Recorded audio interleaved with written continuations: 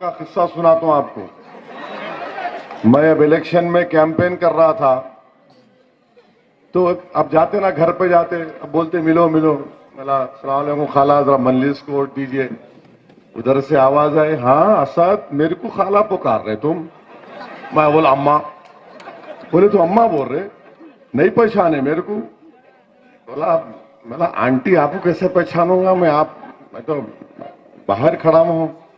बोले भूल गए निजाम कॉलेज में मेरे साथ पढ़े थे तुम, मैं खाला तुम्हारी। मैं बोला पाशा बात तो सही है।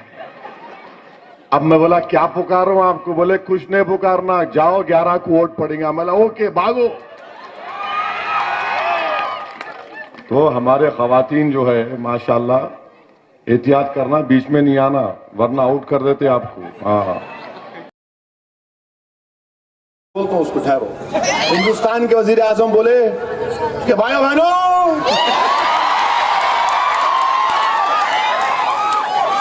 अब मैं टीवी पे देख रहा था, मला हो गया काम। 59 मिनट्स में आपको 1 करोड़ का लोन मिलेगा। मैं बोला वाह क्या फेंकता भाई ने। यानी 59 मिनट्स में 1 करोड़, यानी मिनट को 1000 रुपये। चपला घस जा रहे हमारे संगारेड्डी के बच्चों की 50,000 का लोन नहीं मिलता इन 59 मिनट्स में।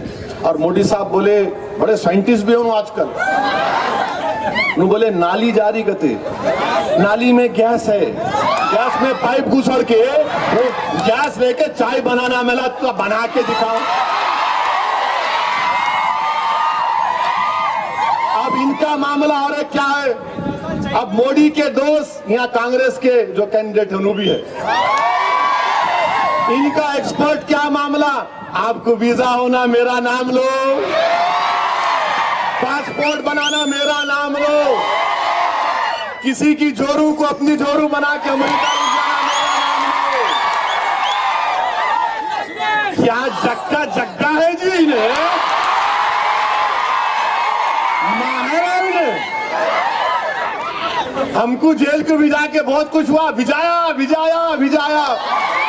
अरे मैं बोला तू क्या जेल को भिजाता रे, हम तो मरने तैयार है अपने कास्ट के लिए। फसाद यहां पर हुआ 2012 में, मजलिस गई, लड़के इंसाफ दिलाया। आप बीजेपी में चले गए थे, अम्मा की पार्टी में गए थे। कोई बोले आप बोले नहीं, मैं नहीं बोला। कल केस बुक हुआ तो इन पे करना। बीजेपी में गए नु, बीजेपी में जाके बोल रहे मेरी मां की पार्टी में आ गया।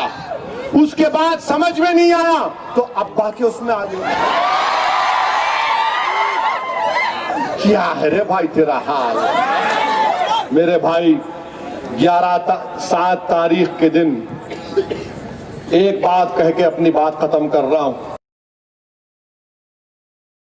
बात हिंदुस्तान के वजीर आजम के कैबिनेट के एक मिनिस्टर है, उन्होंने बयान दिए। क्या बयान दिए? कि मुल्क में नसबंदी कर देना। नसबंदी से मतलब कोई बच्चा पैदा ही नहीं करना, माने बच्चे पैदा, नसबंदी कर दो, फैमिली प्लान जबरन। अरे मेरे से प्रेस वाले आके बोले, इन्हों बोले आप क्या बोलते? मैं बोला देखो मैं कुछ बोलूंगा, आप बोलेंगे क्यों बोले? बोले नहीं आप बोलो। मैं देखो, बोले ठीक है, फौरन माइक नीचे रखे, बाजू आओ, क्या बोलते बोलो।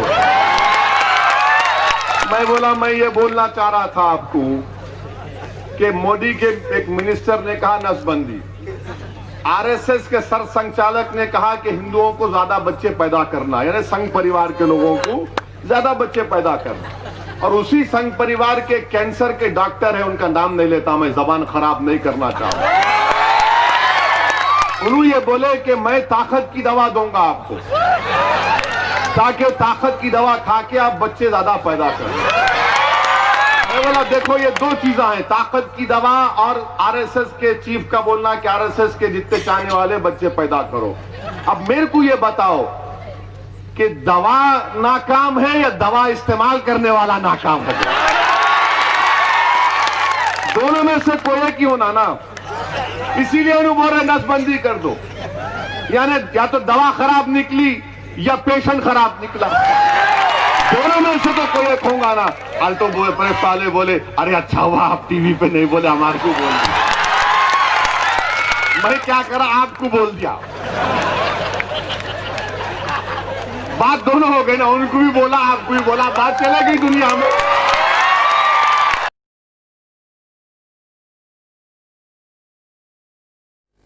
अब क्या हुआ मालूम आपको?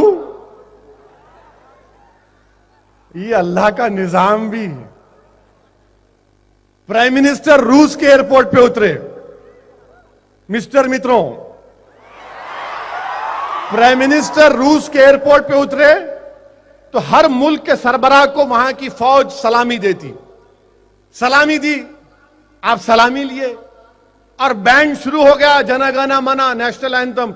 हमारे प्राइम मिनिस्टर चलना शुरू कर दिए। अब क्या बोलेंगे आप इनको? क्या करेंगे आरएसएस की खाकी चड्डी पहन के हमको गद्दार कहने वालों? बताओ तुम अब क्या बोलोगे? हमारी एक बहन, हमारा एक भाई, हमारी एक ज़ईफ औरत को तुमने थिएटर से गालियां देकर गद्दार कहकर निकाल कर भगाया कि तुम जनगणना मना में नहीं उठे, और हमारा वजीर आजम, तुम्हारा वजीर आजम जनगणना मना हो रहा तो चल रहा उन्हें। अब क्या बोलेंगे आप? तो बोलेंगे नहीं नहीं नहीं नहीं, जरा जेट लैग था, 10-12 घंटे का सफर था मित्रों, थक गए थे मित्रों। तो मेरे दोस्तों, गलती सबसे होती है। मैं नहीं बोलता था, मगर हमारी बच्ची पे हुआ, हमारे भाई पे हुआ, तो लोग बोलेंगे इसका जवाब कई को नहीं दिया हैदराबाद से। तो जवाब देना जरूरी था। यहीं जवाब दिया जाता है, दूसरी जगह नहीं जवाब देते।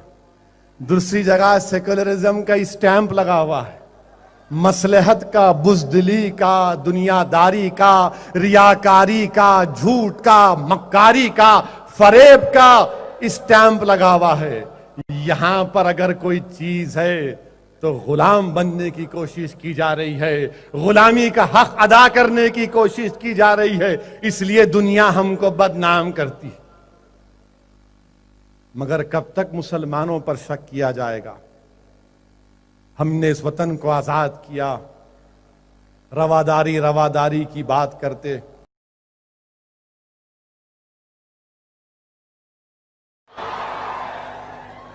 अगर मैं हमारे पुराने शहर की जबान में जवाब दूंगा तो बोलेंगे अरे 5 लाख बोल रहा, 5 लाख का तो खाली जर्दे का पान खा के थूक तो मैं, तू 5 लाख बोल रहा। 1,000 का पान खाते खाते आजकल, अल्लाह अकबर। हमारे एक रिश्ते के भाई भी है, उनको बड़ा शौक शाम होई की खाना पान, एयर कंडीशन पान भी निकला सुना आजकल। वो हल्लक को कलेजे को ठंडक पहुंचाता कहते। 5 lakh for a Muslim, 2 lakh for Christian. क्या है भाई ये? चने खरीद रहे। हम 5 लाख में रसूल अल्लाह सल्लल्लाहु अलैहि वसल्लम की गुलामी का तोख निकाल के आ जाएंगे? नहीं, 5 लाख नहीं, 5 करोड़ नहीं, 5,000 करोड़ नहीं, 5 बिलियन डॉलर नहीं, सारी दुनिया की दौलत भी तुम हमारे कदमों में लाकर रख दोगे, तब भी हम इस्लाम को नहीं छोड़ेंगे इंशाअल्लाह ताला। हम इस्लाम को नहीं छोड़ रहे क्योंकि दीन फितरत है। हर कोई जो दुनिया में पैदा होता, सुन लो आरएसएस वालों, हर कोई जो दुनिया में पैदा होता मुसलमान पैदा होता। उसका माहौल, उसके मां बाप उसको दूसरे मजहबों पर लेकर चले जाते, वो तुम्हारी मर्जी। और सही कहा मुफ्ती खलील अहमद साहब ने कि दीन में कोई जोर जबरदस्ती नहीं, हिदायत तो सबके सामने है। अल्लाह ने कुरान में फरमा दिया कि दीन में कोई जबरदस्ती नहीं है। जो कोई भी पैदा होता है, हमारा मानना है, अपनों को मानो, हमारा मानना है जो कोई पैदा होता है उन्हें मुसलमान पैदा होता। आप आओ वापिस,